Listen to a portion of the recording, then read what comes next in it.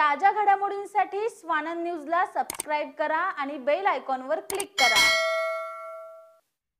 कचरा संकलनात हलगर्जीपणा करणाऱ्या 3 प्रभाग क्षेत्रातील खाजगी कंत्राटदारांचा ठेका रद्द करण्याचा निर्णय केडीएमसी प्रशासनाकडून घेण्यात आलाय। या तिन्ही प्रभागांमध्ये आता केडीएमसी प्रशासनाकडूनच सकाळऐवजी दुपारच्या सत्रात कचरा संकलन केलं जाणार असून नागरिकांनी सहकार्य करण्याचं आवाहन घनकचरा व्यवस्थापन विभागाचे उपायुक्त अतुल पाटील यांनी केलंय। तसेच केडीएमसी क्षेत्रात 7 प्रभागांसाठी नियुक्त करण्यात आलेल्या नवीन खासगी एजन्सीचं कामही लवकरच सुरू होणार असून त्यानंतर हा सर्व प्रश्न मार्गी लागणार असल्याचंही त्यांनी सांगितलंय। कल्याण डोंबिवली महापालिका क्षेत्रातील बीडी आणि जे या 3 प्रभाग क्षेत्र कार्यालयाअंतर्गत कचरा संकलनासाठी R&B कंपनीला कंत्राट देण्यात आलं होतं। मात्र या कंपनीकडून जुन्या झालेल्या कचऱ्याच्या गाड्या सतत उद्भवणाऱ्या तांत्रिक समस्या आणि नादुरुस्त असलेल्या गाड्यांमुळे या तिन्ही प्रभागातील कचरा संकलनावर मोठा परिणाम झाला होता। या प्रभागातील कचरा संकलन व्यवस्थित होत नसल्याबद्दल अनेक स्थानिक लोकप्रतिनिधी आणि नागरिकांनी केडीएमसी प्रशासनाकडे वारंवार तक्रारी केल्या होत्या। त्यावर केडीएमसी प्रशासनाने संबंधित कंत्राटदाराला रीतसर नोटीसही बजावली होती। मात्र त्यानंतर ही परिस्थितीत कोणतीच सुधारणा न झाल्यानं अखेर या कंत्राटदाराचा ठेका रद्द करण्याचा निर्णय घेण्यात आल्याची माहिती घनकचरा व्यवस्थापन विभागाचे उपायुक्त अतुल पाटील यांनी दिली। त्यांच्याऐवजी आता केडीएमसीच्या सफाई कर्मचारी आणि यंत्रणेकडून बी, डी आणि जे प्रभागांमध्ये कचरा संकलन केला जाणार आहे। मात्र हे काम सकाळऐवजी दुपारी 2 ते रात्री 10 या वेळेमध्ये केलं जाणार असून त्यासाठी नागरिकांनी सहकार्य करण्याचं आवाहन अतुल पाटील यांनी केलंय। नमस्कार, मी अतुल पाटील, उपायुक्त घनकचरा व्यवस्थापन कल्याण डोंबिवली महापालिका। आपण महापालिकेमधील संपूर्ण वॉर्डमधील 10 वॉर्डमधील घनकचरा संकलन, त्याची वाहतूक आणि त्याच्यावर प्रक्रिया महापालिकेतर्फे केला जातो। आपल्याकडे कचरा वाहतूक आणि संकलनासाठी एक प्रायव्हेट ठेकेदार आपण नेमलेला आहे। बी, डी, जे हे जे 3 वॉर्ड आहेत, तर त्याच्याकडे ह्या 3 वॉर्ड हे प्रायव्हेट ठेकेदारकडून आपण त्याचं संकलन केलं जात होतं आणि उरलेल्या 7 वॉर्डमध्ये महापालिकेच्या गाड्याकडून आपण संकलन कचऱ्याचं करतोय। आपण कचरा संकलनासाठी एक D to J वॉर्डसाठी या 7 वॉर्डसाठी नवीन एजन्सी नियुक्त केलेली आहे। त्यांचा सर्वे चालू आहे आणि त्या सर्वेनंतर या संपूर्ण 7 वॉर्डमध्ये या नवीन एजन्सीमार्फत कचरा संकलन केलेलं आहे।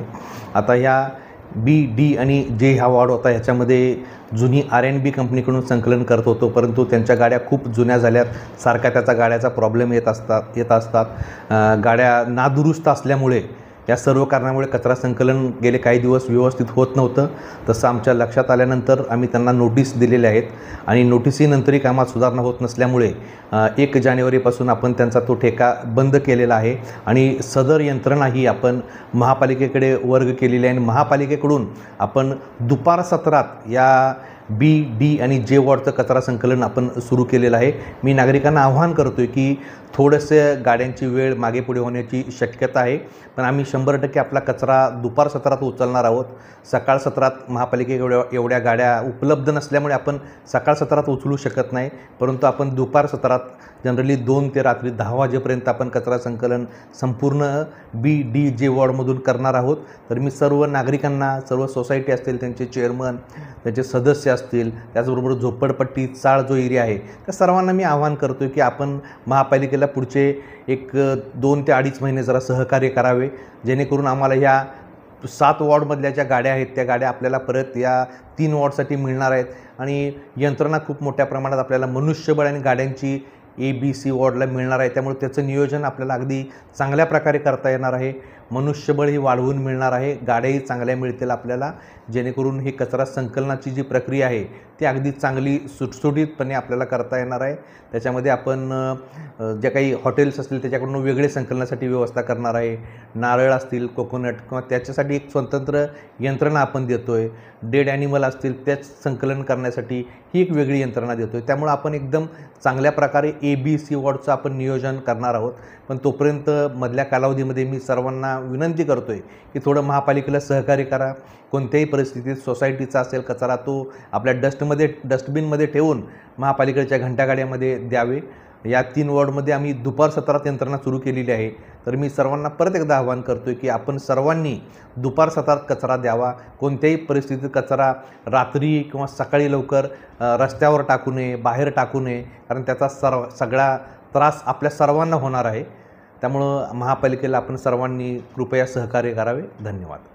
तसेच केडीएमसी क्षेत्रातील ए, बी आणि सी हे 3 प्रभाग वगळता उर्वरित 7 प्रभागातील कचरा संकलन, वाहतूक आणि प्रक्रिया पद्धतीसाठी नवीन एजन्सीची नियुक्ती करण्यात आली आहे. येत्या 2 ते 2.5 महिन्यांमध्ये या एजन्सीचं काम सुरू होणार असून त्यानंतर या 7ही प्रभागातील सफाई कर्मचारी आणि इतर यंत्रणा केडीएमसी प्रशासनाकडून एबीसी प्रभागांमध्ये वळवण्यात येणार आहे. मोठ्या प्रमाणात ही यंत्रणा उपलब्ध झाल्यानंतर या 3ही प्रभागांमध्ये आणखी चांगल्या पद्धतीने साफसफाई आणि स्वच्छतेचं नियोजन करणं शक्य होणार असल्याची महत्त्वाची माहितीही उपायुक्त अतुल पाटील यांनी दिली आहे. याच पार्श्वभूमीवर ही सर्व नवीन यंत्रणा कार्यान्वित होईपर्यंत ब, ड आणि जे प्रभागातील नागरिकांनी काही काळ कळ सोसून महापालिका प्रशासनाला आवश्यक सहकार्य करावं. तसेच कचरा संकलन करणारी गाडीला उशीर झाल्यास रस्त्यावर मोकळ्या जागेमध्ये किंवा उघड्यावर कचरा न टाकण्याचं आवाहनही उपायुक्त अतुल पाटील यांनी केलंय. कुणाल म्हात्रे, स्वानंद मीडिया, कल्याण. ताज्या घडामोडींसाठी स्वानंद न्यूजला सबस्क्राईब करा आणि बेल आयकॉनवर क्लिक करा.